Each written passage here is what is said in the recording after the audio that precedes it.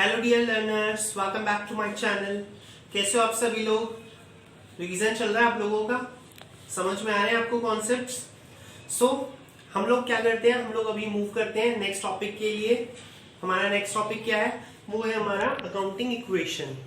मैंने आपको last video में बताया था कि आपको क्या करना है, आपको वो जो मैंने आपको कॉन्सेप्ट्स कराए हैं, जो बेसिक अकाउंटिंग कॉन्सेप्ट्स हैं, प्रिंसिपल्स हैं, वो अगर आपको क्लियर होंगे तो ही आप आगे का काम कर पाओगे, आगे के कॉन्सेप्ट्स को क्लियर कर पाओगे।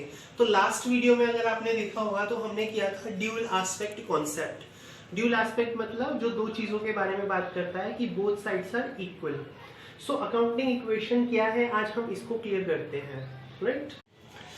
It is a mathematical expression which shows that the assets and liabilities of a firm are equal. Accounting equation क्या है? एक mathematical expression है। Mathematical expression मैथ्स में हम देखते हैं ना कि x is equal to y,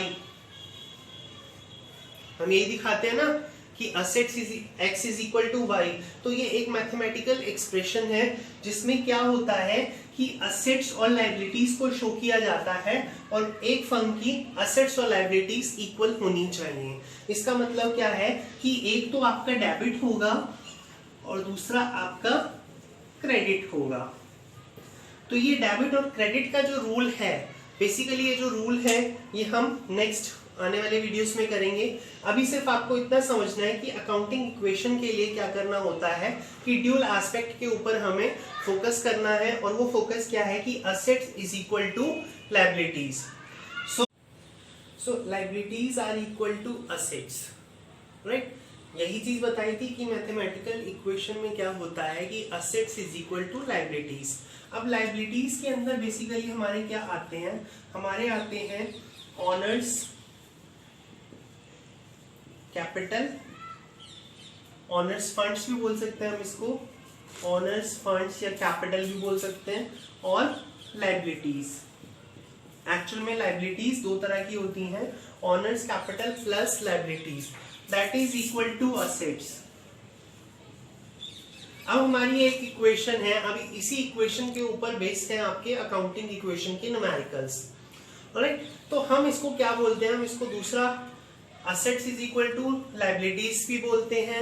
इसके अलावा हम इसको बैलेंस शीट भी बोलते हैं। बैलेंस शीट मतलब जो बैलेंस दिखाती है, एक ऐसी शीट जो बैलेंस दिखाती है बोथ साइड्स, असेट्स का भी और लायबिलिटीज का भी। तो हमेशा ध्यान रखना बच्चों कि असेट्स और लायबिलिटीज जो होती हैं हमेशा इक्वल होती हैं। अगर वो इक्वल नहीं है, इसका मतलब आपने कहीं ना कहीं कोई मिस्टेक करी है, कहीं ना कहीं कोई एंट्री आपकी छूटी हुई है, ठीक है? तो आपको हमेशा ध्यान में रखना है कि हम बैलेंस शीट को कैसे मैच करें, ऑलराइट? अकाउंटिंग इक्वेशन में बेसिकली जो हमारी आइटम्स आती हैं वो दोनों जगह अफेक्ट करती हैं। जैसे मैंने बोला आपकी लायबिलिटीज है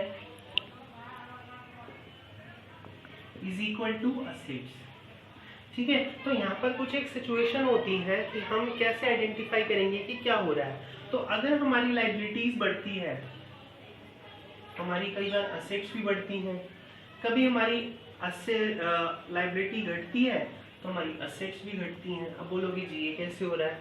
न्यूमेरिकल करेंगे ना आपको और ज्यादा क्लियर होगा। देखो असेट्स हमारी घटी, कैसे घटी? हमने क्रेडिटर्स को पेमेंट कर दिया,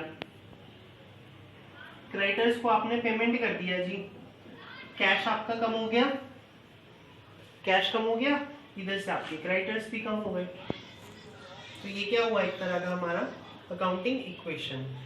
इसी तरह से क्या होता है हमारा, कभी कभी हमारी असेट्स बढ़ रही होती हैं तो उसके कंपैरिजन में हमारी लायबिलिटीज भी बढ़ रही होती है। लायबिलिटीज मतलब हमारी ऑनर्स की कैपिटल भी बढ़ रही होती है।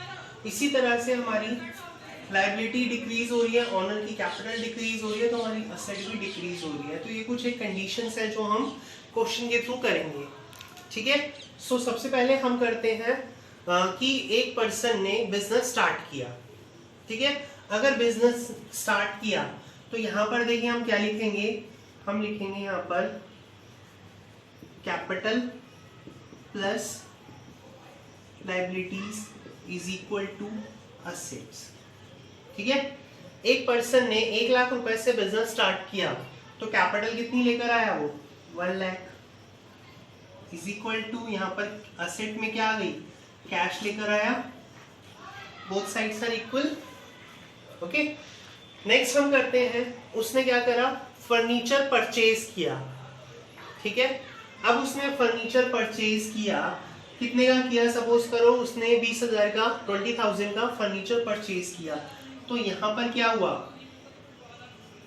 फर्नीचर आ गया, तो यहां पर 20,000 का तो कैश में से चला गया।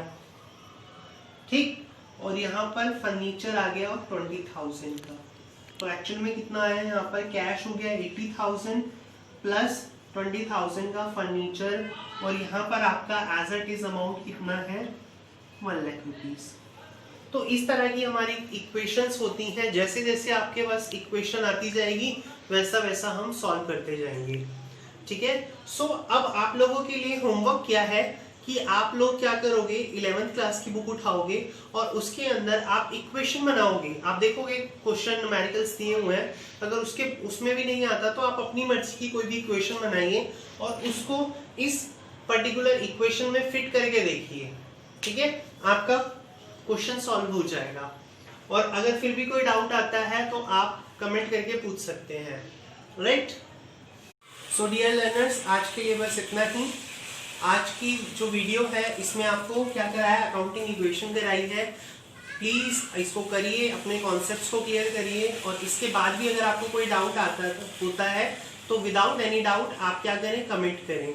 अगर आपको ये वीडियो पसंद आ रही है तो प्लीज़ लाइक द वीडियो। ठीक है, और अगर आप इस चैनल पे न्यू हैं तो सब्सक्राइब करें, ताकि जैसे ही कोई नई वीडियो आती है तो वो आप तक फटाफट पहुंच जाए। ऑलराइट, और इसके अलावा अपने कॉन्सेप्ट के ऊपर ज्यादा से ज्यादा फोकस करो, क्योंकि अभी अगर आपके कॉन्सेप्ट्स क्लियर होते हैं, अगर आपका बेस क्लियर होता है तो ही आप आगे किसी भी कॉम्पिटिटिव एग्जाम को पार कर पाओगे। So all the best and thank you very much.